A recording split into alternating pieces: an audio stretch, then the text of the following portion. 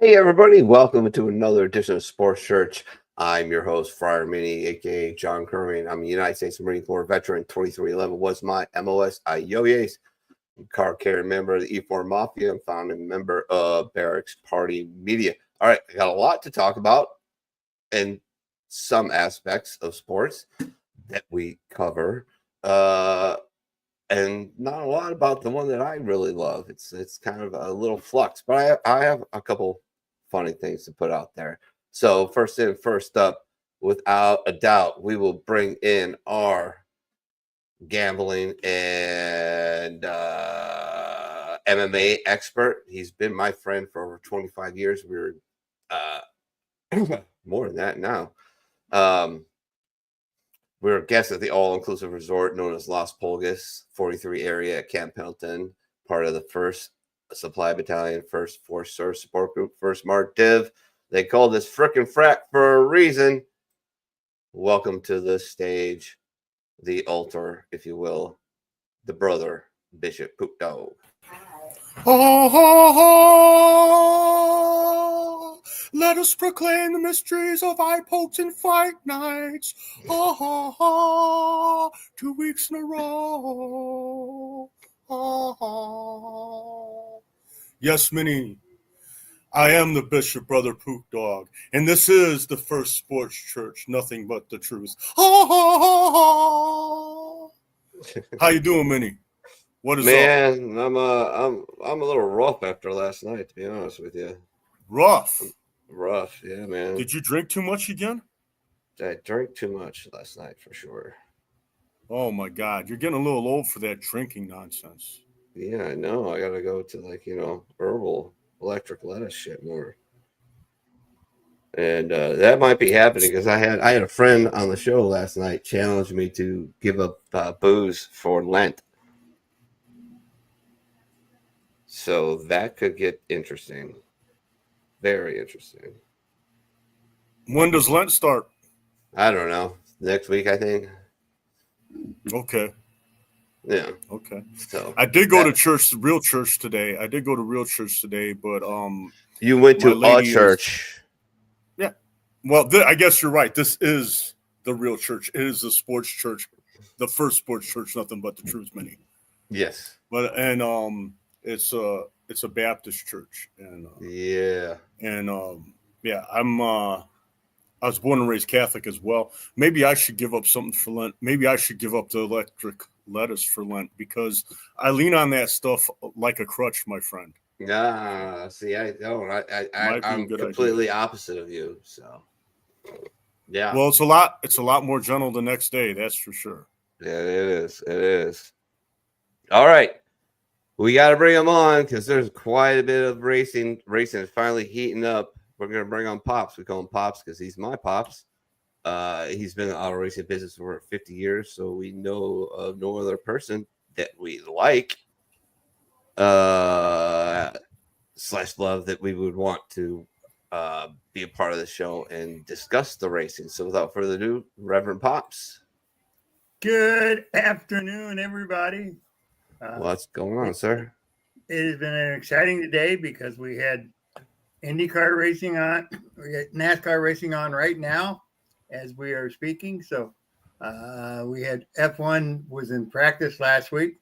So they were actually on the track. They are going to start the racing next week. So the season has begun. It's getting exciting. Oh, fuck. Chris just told me Lent is March 5th. Hey, Chris, how long does Lent last? 40 days. 40 days? I got to be sober for 40 days. 40. Fuck it, let's do it. 40. It's just booze, right? I'm just giving them booze. All right. Fuck, you know what? Fuck it, let's do it. The bar's going to suck, but how long is Lent? 40 days. Yep, that's what it says. 40 days. I paid attention in Sunday school, Pops. You don't see the bishop hat I'm wearing? Yeah. Oh, I'm sorry.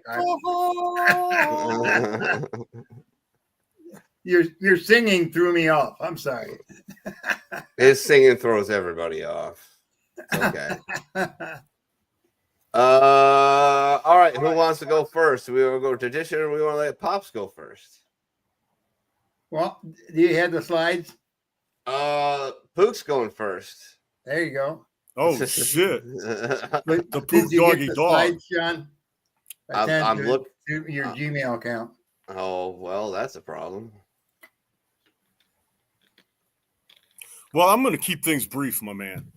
Oh, no. And well, the biggest reason I'm going to keep things brief is because I was only able to actually catch one fight last night. I caught the main event, and there were some eye pokes in that main event. Go ahead and pull up number 1, which is actually a clip of the fight last night. The main event between Manel Cap and Azu Almavev, and wow, you got those names going on pretty good. I've been working on them, Pops. You know, I only had one. I'm only doing one fight. I'm not trying to go through the whole card like I used to. And here's the thing, right? I mean, this is somewhat a condensed version of what's going on in MMA. I mean, if we want to go through every little fight that happened, it'd be like 2 hours probably, right? Yeah. So, figure go through the main event last night. We had a fight night last night, and Manel Cap, he 2 impressive fights in a row. TKO of Azu Almavev, and we're going to see that. We're going to see the TKO. He poked Almavev in the eye, I believe, twice. It might have been 3 times. They said that one of them might have been a thumb, which is technically legal if you got a closed fist. This is going to continue to happen. They had Dana White had. Is this it, Poop? Yeah, go ahead. Let's play this. That is definitely not it, my man. That is old, man. That is stale. I did not send you that recently. There's no way. It's numbered. It says number 1, my man. Number 1. That is not it. That is not last night's fight. That is not it. Did I send you the wrong clip? Let me make sure this is not the Pook's error before I speak any further. All right. Oh my. Oh my. What a debacle, Mini. Yeah. Nah. I sent you the right one. All right. See. I sent it to your message. I sent it to your phone, your regular text message, and it's numbered. It'd be number 1. Somebody. All right. I'm just gonna Be the send it to one that- mine so that there's no issues. Okay. All right. Give me a second. When did I send you that other clip? That had to be like weeks ago, my man. Weeks ago. That's why I probably got fucked up. All right. Let's see here.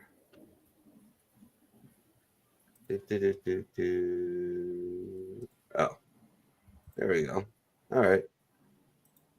Oh, I got it. Okay. So, like I was saying, in this fight, we had some eye pokes, and I don't really think that it really made much that difference in the way this ended. Easy for me to say, I wasn't the one getting poked in the eye, right? The guy who lost actually was the one got poked in the eye a couple of times. That being said, he was being dominated before the eye pokes and after, and he had time to recover, and it didn't look nearly as vicious as the eye pokes that Henry Cejudo took last week to the eyes, the injuries to the eyes, the corneal abrasions and whatnot. Didn't exactly look like the same animal, but he did get poked in the eye, and this is going to continue to happen. They have the straight gloves still now. They have the gloves that they went back to the old gloves. They had the gloves that were curved. Remember, they had the gloves that were curved for a while there, and Dana White actually said, okay, I tried the curved gloves. They're not working. And the reason is because they weren't getting the knockouts. They weren't getting the same amount of knockouts. Now, they only ran the gloves for, I think, I'm going to guess about 6 months or so. Maybe. I don't think it was a full year. I don't believe it was a full year they ran the gloves with the curved hands, but they weren't getting the same knockouts.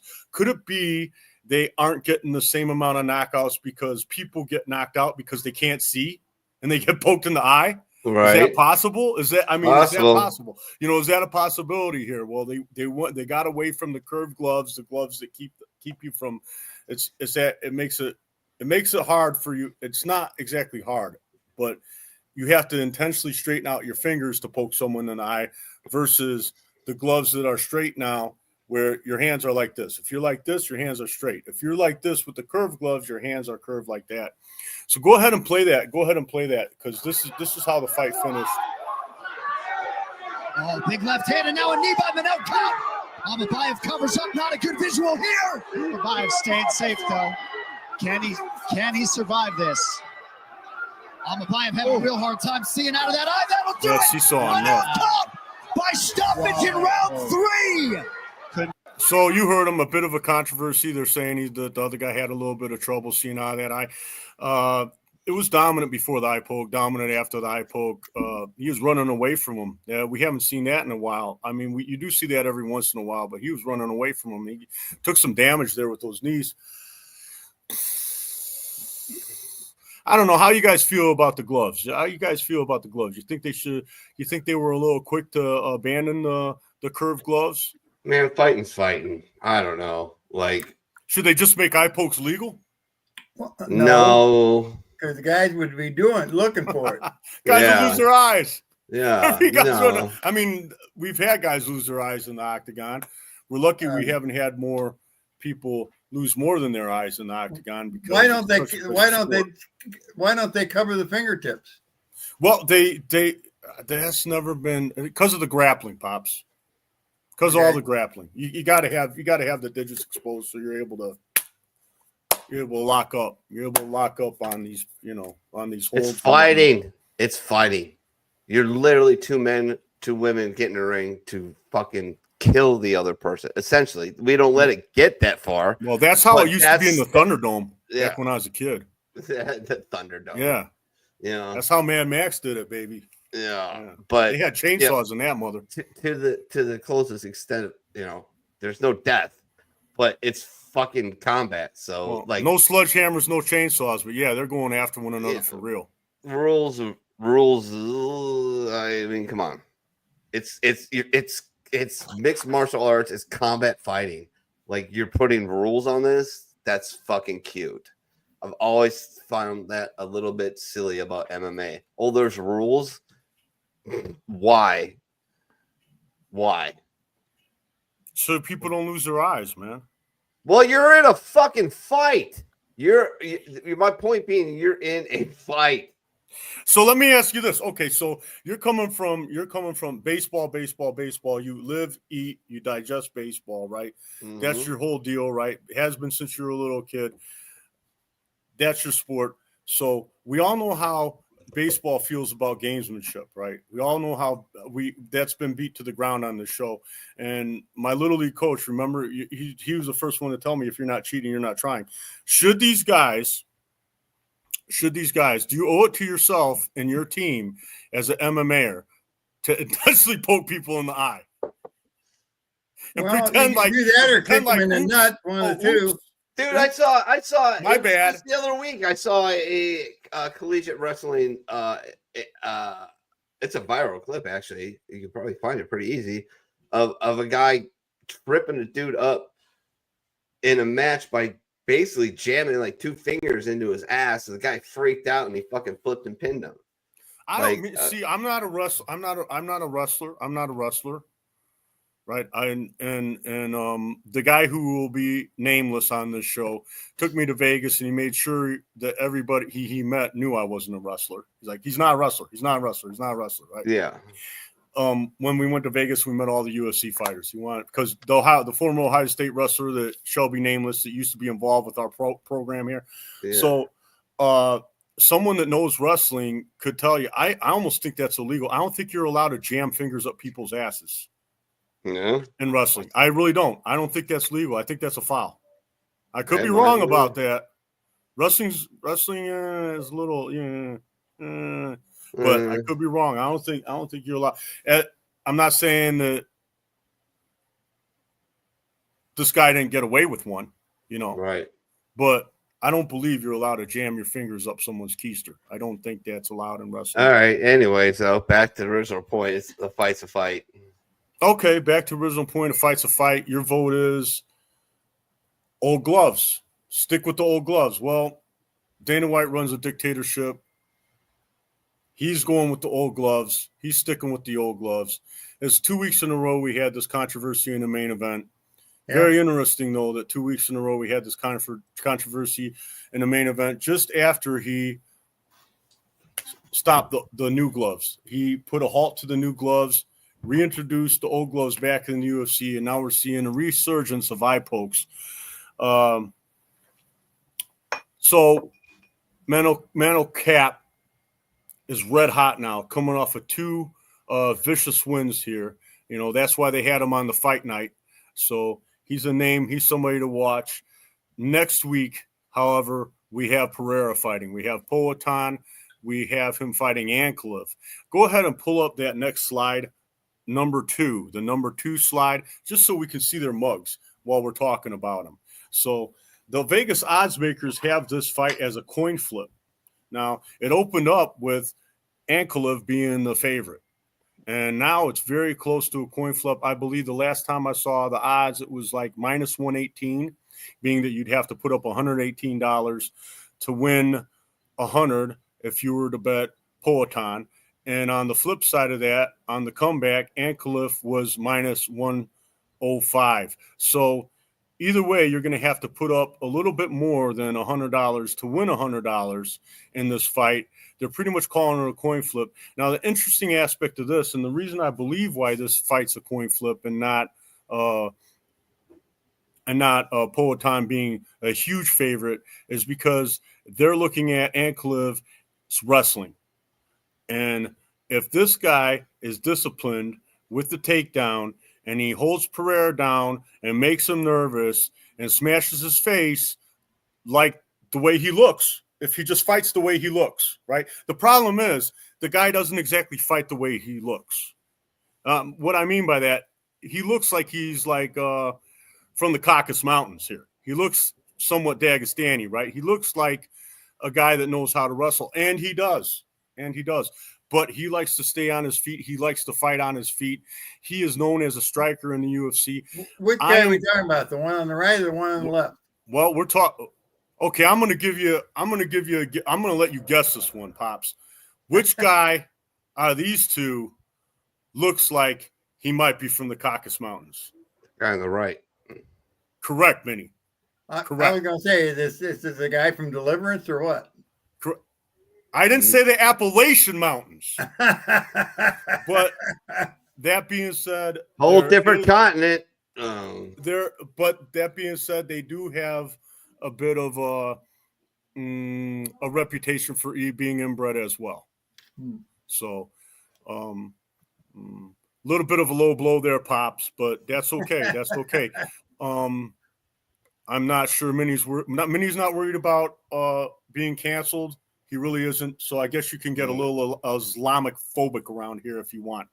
So we have that coming up next week. That's going to be huge, a huge pay-per-view. I wouldn't mind actually putting a little money down on Pereira, being that he is a coin flip. I don't think you're going to get Pereira as a coin flip very often. I hope the wrestling will not be a factor in this fight.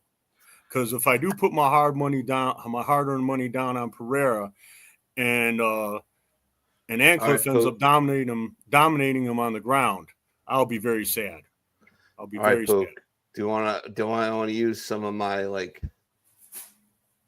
house money? I really don't know if I want to jinx myself like that. Every time you put in a bet, it's an L. Yeah, sure. We can do something with that for sure. We can get together and do something with that for sure. But like I said, every time, just off the top of my head, I'm not keeping good track, just like you haven't kept good track of my debt either. No. I'm not keeping good track of the wins and losses on the Pook bets, on the Pook free bets. They're not free bets; they're actually off the debt. But man, I think you're 0 for 4 in the last 4 that you did. It's all faithful. So. We'll just put it like this: you're due. You're due. So let's do baseball this. season coming up, so he's happy. Let's go ahead. Let's go ahead and let's. The problem with Minnie is the last few times that he did make a baseball bet, he bet on the Cubs and lost. So maybe he needs to stay away from the Cubs entirely if he's going to bet baseball at all. But let's go ahead and do that. Let's get together. I'll send you guys a link on Saturday where you can watch the fights. You actually could, you're talking about not doing the bar. I'm actually going to have to work, so I'm going to watch the replay. And I could do it either way. I'll send you guys, as a matter of fact, you do it in your leisure. I'll send you guys a feed where you can watch a live stream, and I'll also send you a feed where you can watch the replay of this. Okay. As far as the rest of the card, I believe without looking it up, Bobby Green's going to be fight. I got it in front of me now. So Justin Gaethje was supposed to fight Hooker. Remember that we talked about that, and I said that probably would be a close fight. Hooker dropped out due to an injury. So you got Rafael Fiziev. He's going to be fighting Gaethje. And let's see. Bobby Green is going to be fighting Mauricio Ruffy. Curtis Blades is on this card. He's going to be fighting Kunavev. Not a lot of household names on this card besides Pereira. Pereira, however, can carry a card, as we know. How many times has he literally saved a UFC card? And like I told you last week, it's going to be as long as it stays on the feet, and we don't see a wrestling expedition by a grappling and wrestling expedition by Ankliff, we're going to see nonstop 8-point fighting. We're going to see elbows, knees, head kicks, punches. It's going to be everything's going to be flying. It's going to be I predict a Pereira victory by knockout or TKO. That's my prediction. We'll see what happens. I'm willing to put my hard-earned money on the line, and we'll see what happens in that. Don't really got much else for you as far as the UFC is concerned. We got that John Jones upcoming with Tom Aspinall that still isn't inked, but we know that supposedly that's going to happen. Justin Gaethje is on the card. That A big name. That is a big name. You're right. Gaethje's a huge name, and he was going to be fighting Hooker, which is another big name. Oh, I do have something. So we got Michael Chandler has made it public that he wants to fight Dustin the Diamond Poirier for Dustin the Diamond Poirier's retirement fight. So we'll see if he's able to ink that. We'll see if they're able to make that happen. That'd be a good fight. That'd be a hell of a fight. Chandler always puts on good shows. He hasn't won in the last few fights, but he's put on some very good shows. We'll see if that even happens. And if that happens, that's probably going to be another one that's a coin flip. That's probably going to be coin flip odds on that one as well, Pops. Huh. All right. What happened to you, Minnie? You disappeared on us. And take care of something, bro. It's okay. I didn't need you for anything. Nah, Not this time. Last week was uncanny. The second I was gonna volley off of you with something, or the second I needed you to pull something up, boom, you vaulted up. You're out the door. You're out of the room. In another room. yeah. So that's okay. This is my cue right now. What I'm gonna do is I'm going to get a smoke. I'm gonna put my Cubby hat on. I'm gonna get a smoke. I'm gonna put my Cubby hat on. I'm gonna get a Mountain Dew, and I'm gonna enjoy the rest of the show. There you go.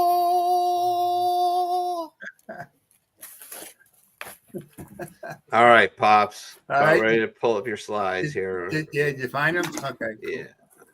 All right. Well, first slide is, there we go. The first IndyCar race was today, and it was a battle of champions. I mean, this is crazy. Alex Palou is a 3-time champion.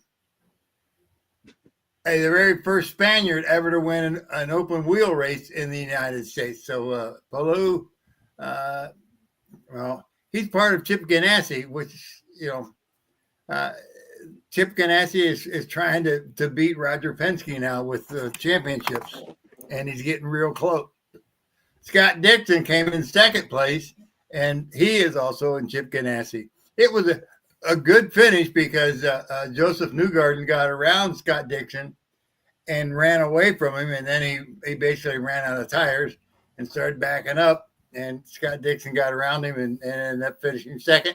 Joseph Newgarden started mid-pack. I think he started 7th or 8th place, and through basically pit stop timing was able to work up into the lead.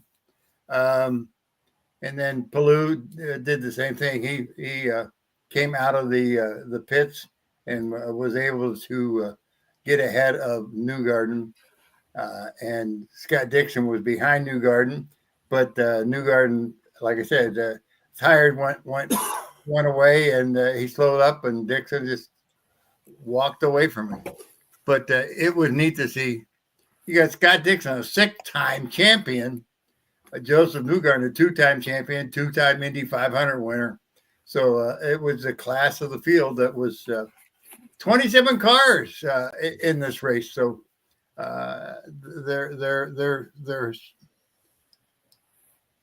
their participation is getting much, much better. Go to the next slide.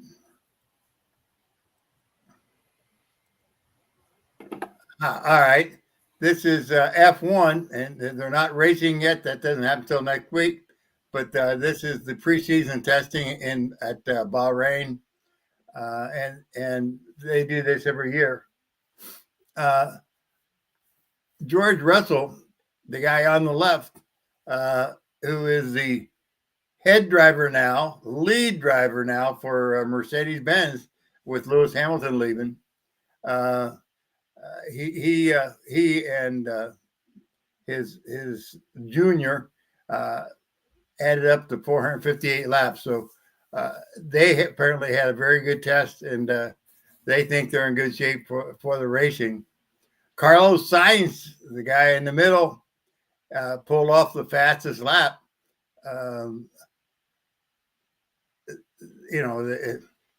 Ferrari is making a big comeback, and they got the biggest change was Lewis Hamilton moving from Mercedes to Ferrari. the 7-time champion, but he hasn't been competitive the last 2 years. And he says, this is my way to get back. So we'll have to wait and see how Ferrari holds him up, I guess is the best way to say it, because Lewis is a talented racer, but he has not been able to bring home championships the last 2 years. Next slide is the NASCAR Cup Series, which is running now. And these are the standings so far this year. Ryan Blaney, a champion in NASCAR. William Byron, I guess Jeff Gordon follow-up guy. And then Tyler Reddick, the driver from 2311. So, I mean, these are interesting guys. Ryan Blaney, he's a champion, good guy. Everybody likes him. So we'll wait and see what he does. If it's real early, I mean, we've only got 2 races. You got the Daytona 500 and then Atlanta last week. And then they are at Circuit of America's COTA this week. And it'll be interesting to see how they come out of the road race or the road race. It's just it's a different track. They shortened the track, eliminated a mile of racing. Yeah, I saw that. So it has significantly changed what is going on. But now I know in NASCAR they're always changing stuff up all the time. How does this affect records? When you shorten a race by a mile, race course by a mile, that really changes everything, doesn't it? I mean, they just say they say it's short course or long course. So if it's the full course, it's the full course. If it's short course, there's a record for the short course. To be honest with you, lap records are not a big deal. Except for the guy that does it. I guess that's the best way to say it. If you got the record for Circuit of Americas, you got something, but it's not a big deal. It's just something you did. And, it's just like qualifying. Qualifying isn't a big deal either, except when you get in situations like at Daytona or Talladega, where you don't want to be anywhere near the middle to the back because 9 chances out of 10 you're going to get wrecked out of the race. But at regular tracks, I mean, the number of times that the guy that qualified last wins it is remarkable, to be honest with you.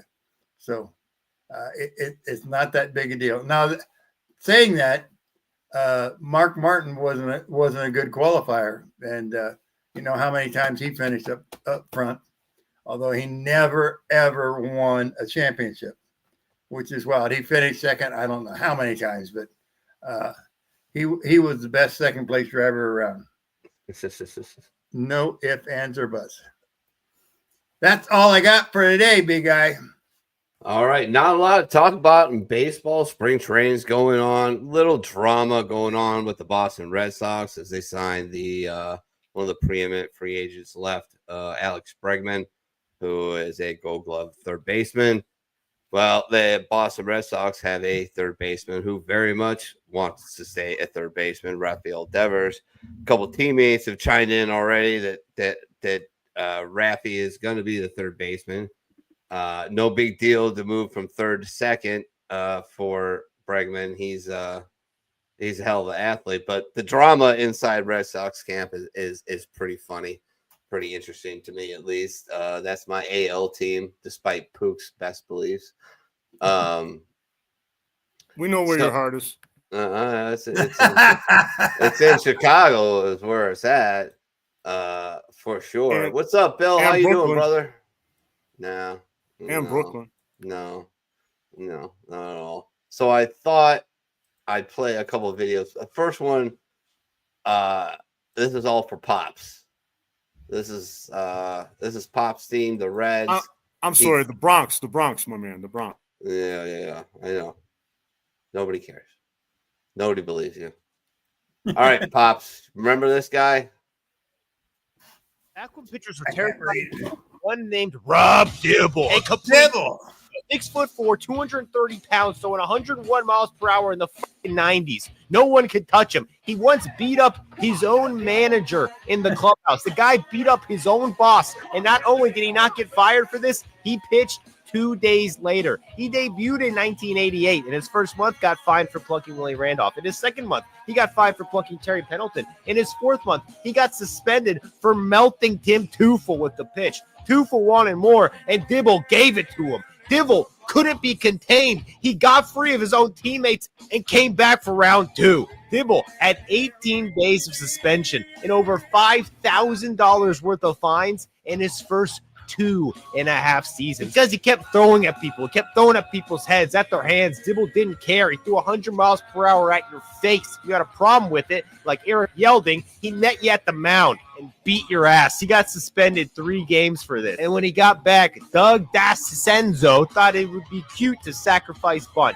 successfully bunting and scoring a run. Instead of throwing him out at first, Dibble put one in his freaking back. Dibble got kicked out of the game for this, but he sent a message. Don't with Rob Dibble. And this first grade teacher found that out the hard way. He once got a save and got so pissed after getting this save, he chucked a ball 400 plus feet over the center field wall, nailing a direct hit on a first grade teacher sitting in the second deck. Serves her right, shouldn't have sat in the Dibble zone, sweetheart. Dibble had a buddy on the team that I think they both got traded. Doing good, Bill. Doing good. Yeah. That's how about Ruby League in Las Vegas? I had no idea that's the thing. Pook, do you know anything about that? No, I don't know anything about baseball really. Outside of the Cubs. No, the rugby league in Las Vegas. Oh, rugby. I thought you said Ruby. I thought this was a minor league baseball thing. No, man. I don't know anything about. You know what? We used to play a game when I was a kid. It was called Smear the Queer. That's what rugby looks like. Looks like a game. Smear the Queer. Yeah, absolutely. I'm afraid to ask you how they play that. Well, it's like it sounds like you just picked on a guy. That ain't exactly how it worked. You actually wanted to be the queer because the queer was the guy at the ball. There's no goals being scored. It's when you didn't have enough people to play a pickup game of football. Yeah. You get together with like 4 or 5 guys, and there's no sides chosen. There's every man for himself, and you're out at recess, and one guy's the ball carrier, and you try to freaking tackle him and get the ball away from him, and then now he's the queer. Now you pick up the ball. You're the queer. Now you're getting dog piled on, and they're trying to take the ball from you. You're just running around in circles. It's a kid's game. Here's another interesting story from spring train that somebody sent me. Got to play this for sure. What you got? Mediocre, washed up pitcher on the worst team in baseball, taking the league by storm this spring. Yeah, let's go, Stacy! The Marlins discovered this guy pitching in a men's league. He hadn't played pro ball in 6 years. They signed him, then sent him to the minors. Yeah. Let's go! Yeah! Fuck you! Some batters get upset with this. Jeffrey Yon doesn't give a fuck. Gotcha!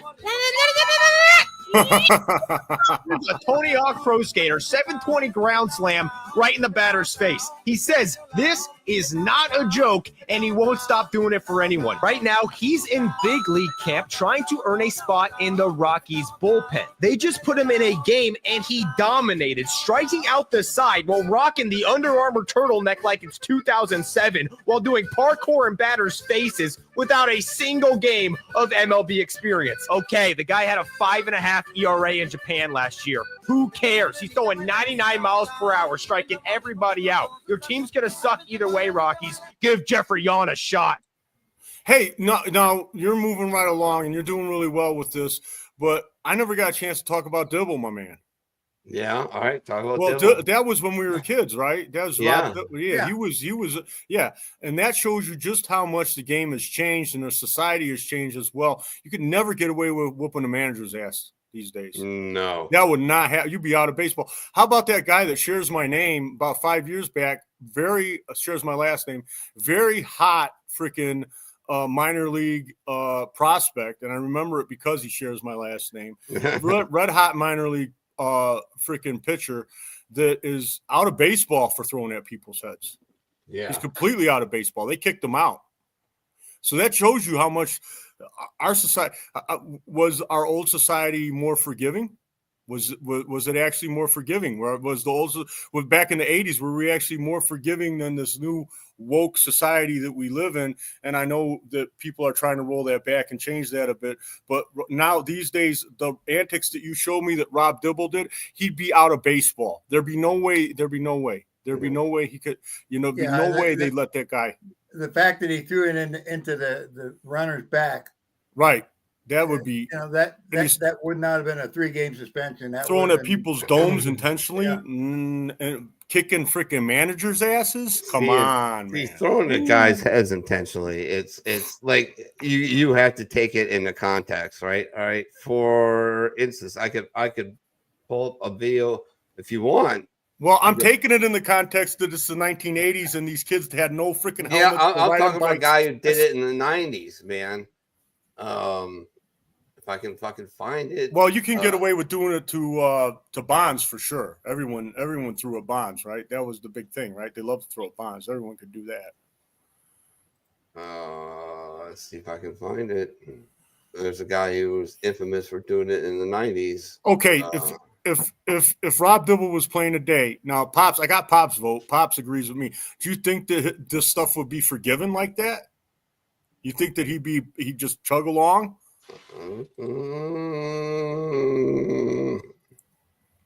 They might Ja Morant his ass, where they kicked him out of NBA for like a year and a half or something. They might just kick him out of baseball. I think the other thing is that he was not running away from what he did.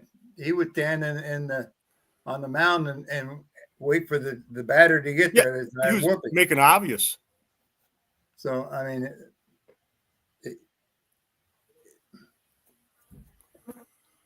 I don't know. Here we go. Yep. Here we go, Pook. I got you. Your counter argument. You can get away with this. Now, maybe you might have a point, but I don't think so, because I absolutely, despite pitching myself and being a hitter too, I absolutely respect that the inner half of the plate has to and will always belong to the pitcher.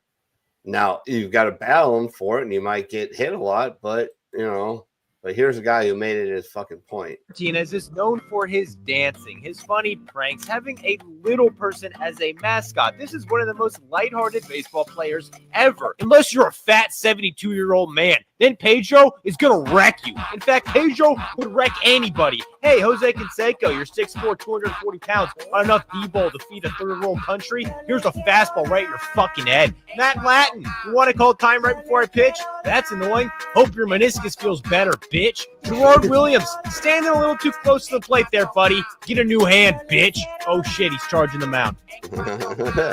This was the first batter of the game. Pedro Martinez took a no-hitter into the 9th inning after this. In 1994, over half his starts featured an ejection because he drilled guys. He drilled everyone. He drilled 34 people and got ejected 12 times in 4 seasons. He once said he wanted to wake up Babe Ruth, bring him back to life so we could drill him too. He threw it to your fucking head just for fun. And if you threw it at his head, he'd charge the fucking mound. If you want to come at him, that's fine too. Come try it. Doesn't matter. After it's all said and done, hair's going to look amazing either way, sweetheart. Pedro Martinez.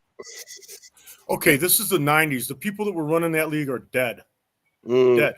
They're dead. They're not even retired. They're dead. The people running that league are dead. So I'm talking about 30 now. Years ago. What are you talking about? They're dead. Exactly. They were old men then. I remember the people. They were freaking in their 60s. Where they're going to live? Some of them probably have the money to live that long, but maybe not dead.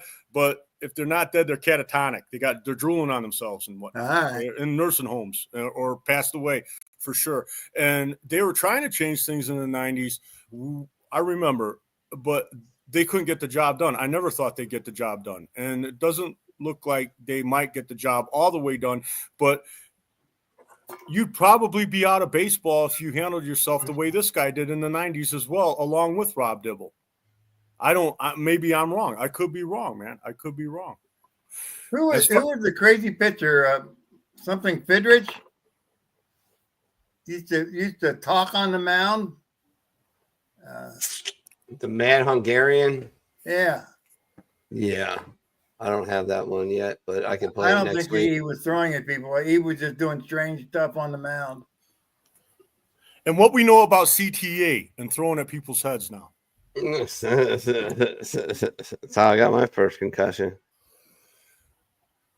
that I know of. Yeah, but yeah, other than that, like not a lot going on. Just spring training being spring training. All the moves have pretty much been done. The lineups are set-ish. I mean, the teams are set, the rosters are set. So it's just, some guys fighting for the fifth starter spot or a platoon possibility on the big league roster. And and of course, Chris Benoit Bowles, the resident Canadian whose country continually boos our national anthem. Shohei at his first at bat in spring training hit a home run, of course. Yeah. Oh, hey. Pook and Pops both need to join the fantasy baseball league. You were going to send us the way to get I there. fucking said it like 400 times, but I'll send it at 402. Pook, you guys Pook and Pops got to get in there. I'd like to have, we only have 3 guys right now. I'd like to have 6 to 8 to actually make it a, viable thing to actually compete in. In the draft, what do you draft when you do the draft? Pitchers? You draft everybody. So you pick a 9-man team? You have to fill out a 25-man roster. Basically. Oh, okay. Not quite, actually. I mean, you got to pick 9 position players, and then you have, I think, 3 or 4 starters, and then the rest is like your bullpen. So, yeah. All right.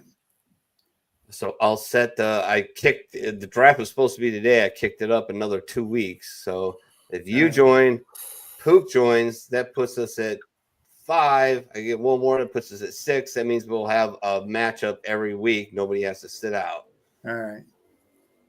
And we're not going to put any money on it. We're just going to come up with a punishment for the worst place and reward for the first place. Come on, Pook. Can I just pick the Dodgers? No. And find some pitchers I want? You can take the Dodgers and I'll take the field. That'd be interesting. And I'm going to win. That might be interesting. That might be more interesting than you think, Minnie. Yeah. That top of the lineup, man, puts up a lot of runs, bro. Yeah. That might be interesting, man. That might be interesting. Well, you might think you might smoke them. You probably will, but it'd be interesting. I guarantee it. I have it on paper. I did the math that I would actually fucking smoke them. How much? He takes the Dodgers. Yeah. He takes the Dodgers. Okay. Let me get to some of my notes. So let's see.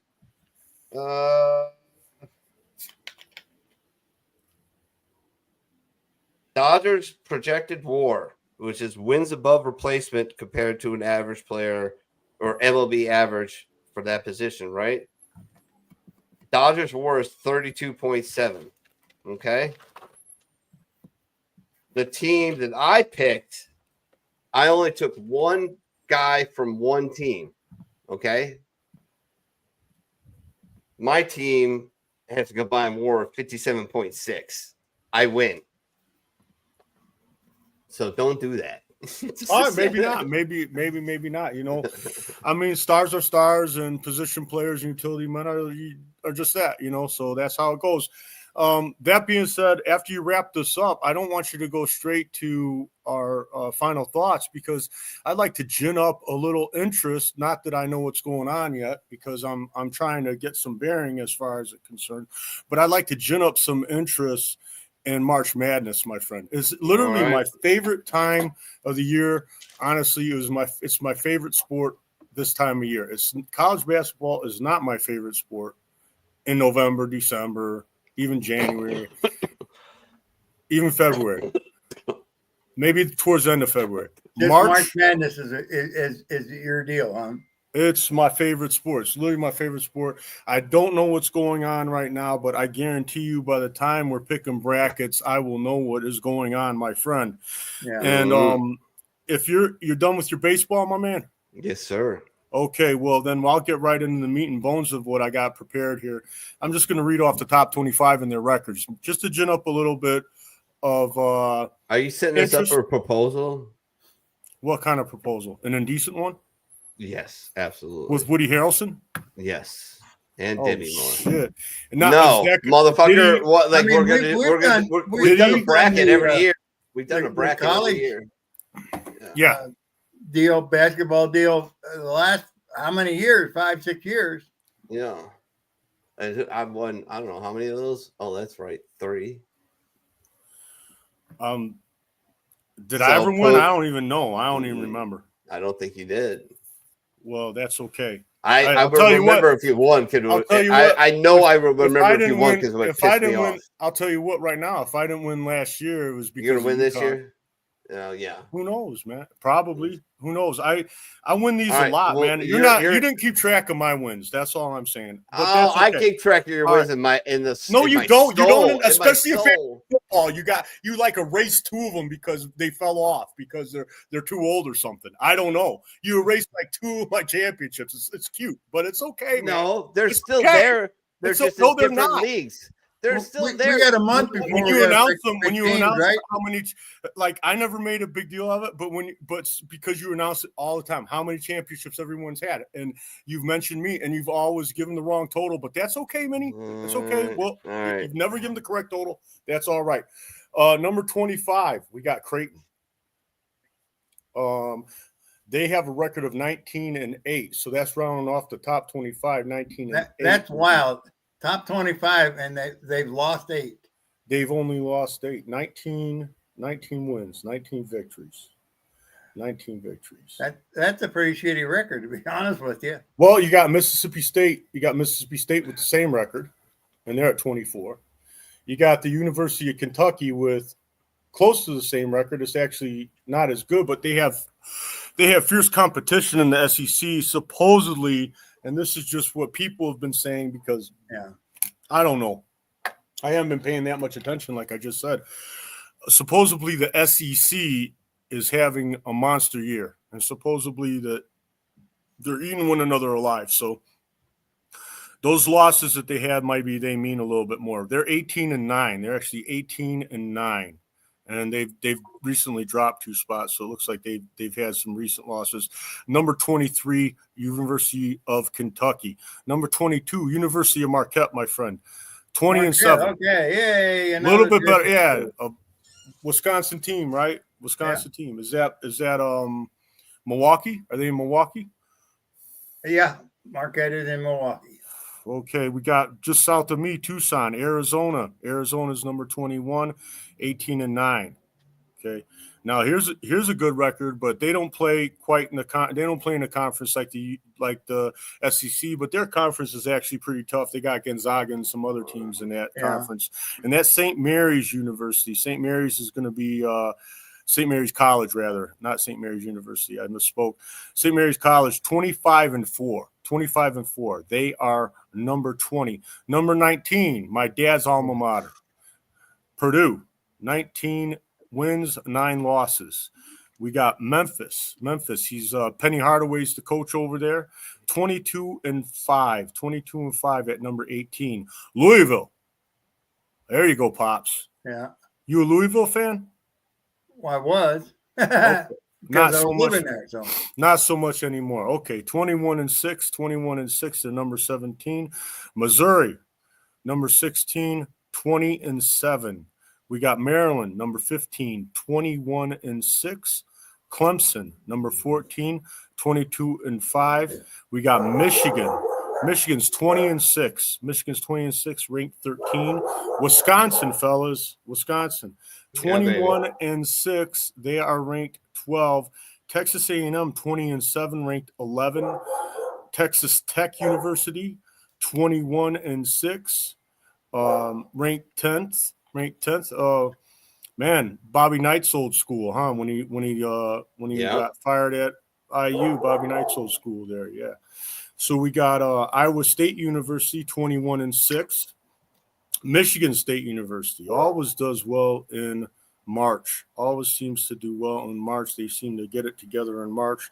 They are number 8. They are 22-5. Another team that I've been following that I think's a killer and could win it all is going to be number 7, St. John's University. St. John's 24-4. Alabama just took a loss yesterday to Tennessee. Yeah. They are dropped 2 spots to number 6. They are 22-5. Tennessee passing them up at 5 after that win. They had a buzzer beater home win yesterday in Tennessee, and Tennessee's number 5, and with a record of 22-5. Houston, number 4, 23-4. We got Florida, 24-3. Oh, no surprise. Who's number 2? Guess who's number 2, Minnie? I have no idea. Man, if you were going to name a college basketball team and you only have one to name, who would you name? Kentucky. Well, they were number Kentucky's way out of it. 23 already. They were 23. I think maybe when you got up. UCLA. Man, you're real close. Duke, man. Duke. Duke's Duke. number 2. Duke's number 2. Duke is number 2. And the number one NCAA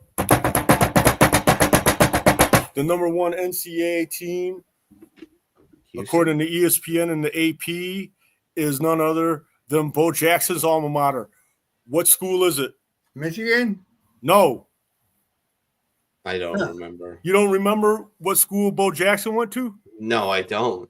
Man, you got to turn in your sports card, Reverend Church, bro. What? You got to turn your card, dude. You got to Whatever. turn your card, dude. Where All the right, hell we did got he go? Auburn. Auburn. He went to Auburn. 25-2. 25-2 Auburn. 25-2 Auburn, number 1. All right. So hopefully that might. Who's going to be the team in the 20s that beats everybody? I like Michigan State at 8. I know the 8 isn't in the 20s, but I don't know. St. Mary's. Yeah. If I had to pick someone in the 20s, St. Mary's. BYU might have a Gonzaga shot in there being at all? team. Is Gonzaga in the ratings at all? They're not doing. They've taken some losses in that conference. They gotten their ass kicked a few times by St. Mary's. I think that's really hurt them in the rankings. I imagine they're probably going to get an invite. 64 teams. Yeah. I imagine they're getting an invite. I don't expect them to do much this year, but who knows, man? They might upset some teams, you know. Yeah. Who knows? Absolutely. I don't think they got the horses like in years past. So. All right, Pook. All right, so you're gonna run the sports search bracket challenge. Basketball Man, bracket. it kind of you already got it set up, right? It kind of runs itself. You go on whatever sports network you already got us on, and you freaking plug in the new info and you send it to us, right? All right, I'll set it up. Thanks. But here's the thing. I'd have to set up a whole new thing, and I'm not really familiar with that. You know, last time I ran a pool, we were handing out sheets. All right, yeah, I remember. Not that I haven't All right. been in these pools. I've been in a lot of these pools. But All right. people, these You guys are gotta. techie, man. I'll send you both invites for fantasy baseball. You both got to sign up. We need the dudes. And other notes, last minute notes. Chris Benoit set this in. Did you mention looking like a lockout in the 2026 for MLB? Yeah, it's been talked about a little bit. It's been picking up steam as of late, mostly because of deals with the Dodgers, with God, who is it? Yoshibi Yamamoto, with Shohei's deal, with Teoscar Hernandez's deal. What the Dodgers are doing is they're acquiring talent like it's their job, which every team should do, right? Yeah. I want to hate the Dodgers just because you need a bad guy, and the Dodgers are the bad guy. So I'm going to hate the Dodgers. I don't hate how they did it or why they did it. Well, wait a minute. they're saying it's going to be a lockout, which means the teams are keeping the players off the field. 2026. Yeah. Okay. So what I'm getting at is that, yeah, that with the Dodgers doing the Juan Soto deal, Alex Bregman getting $40 million a year, which is, that dude's a stud. But like, here, there's a real simple formula. Let me get on Baseball Reference real quick. Alex Bregman. Come on, where are you at? All right, there you go. All right, so it's kind of a set kind of thing. You get $8 million per one WAR, which means you give your team one more win over anybody else who played your position. Last year, Bregman, 2024, 4.1 WAR. So that's $32 million in change. He got 40. All right. Now he's got a bunch of opt-ins and opts out on that. But I think what has happened is moves by guys like the Mets, moves with the Dodgers, the fact that the Athletics, which is what they are now called because they're not in Oakland, they're playing at a AAA stadium in fucking Sacramento. I think there's a large group of owners who are like, we need to unfuck this. And the only way we can do it is lock out the players and force them to a new collective bargaining agreement. So, isn't this kind of all the Dodgers' fault? No, I don't think it's just the Dodgers' fault. I think Steve Cohen, the owner of the Mets, has a lot to do with that. So, yeah, we'll see. Football news, big news broke last night. I can't remember who broke it, but Deebo Samuel has been traded from the San Francisco 49ers to the Commanders for a 5th round pick. So keep it in mind for fantasy football, which is always away. We're concentrating on fantasy baseball right now. But other than that, I am done. My final thoughts. Remember to never take a permanent solution to a temporary problem. There's plenty of resources out there. Please reach out. And if you don't get a good response, keep banging it up because those services are there to serve you. Go ahead, Pook, and then we'll roll with Pops. So Bo Jackson wanted to go to Alabama, right? And he ends up, because they wouldn't start him as a freshman at Alabama, he ends up going to Auburn. So that's if you know Auburn and Alabama, it's huge. A giant, like 300-year-old tree was killed over this rivalry. It's a big deal. So yeah, he ended up going to Auburn. So yeah, so just to set the record straight, so you don't forget, Bo Jackson went to Auburn, my friends. The Pook's out. Oh. Hey, I slept with the Auburn female soccer player, so I know all about it. But you wouldn't kiss and tell, though, Minnie. No, I would never do that. That's ungentlemanly. Wow. All right, Pops, what you got? Hey, well, the racing season finally on us. You still got the back end scene of the teams suing NASCAR, which it's getting crazy what they're talking about. So, however, Tony Stewart released a video this week saying that NASCAR is crazy, and that the deal they got for the teams is very, very poor, and that was one of the reasons why he pulled his team out of NASCAR. So it's going to get crazy this summer, I think. All right. Sounds good. All right. Without further ado, we'll see you next week. If you didn't check out the bar last night, please do. It's on Facebook, YouTube, and Rumble. Just search Barracks Party Media on Rumble and YouTube. You'll find it. And on Facebook, just search the bar. It'll come up. It was just me and Blue last night. We had a great old time. We actually went way longer than we wanted to or initially set out to do. So that was fun. But yeah, make sure you check that out. Thank you all, gentlemen, for doing a great show. And yeah, I'm pretty tired. Think I'll go home now.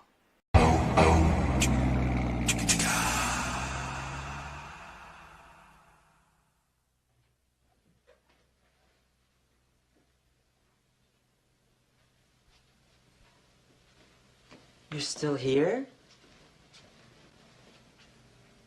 It's over.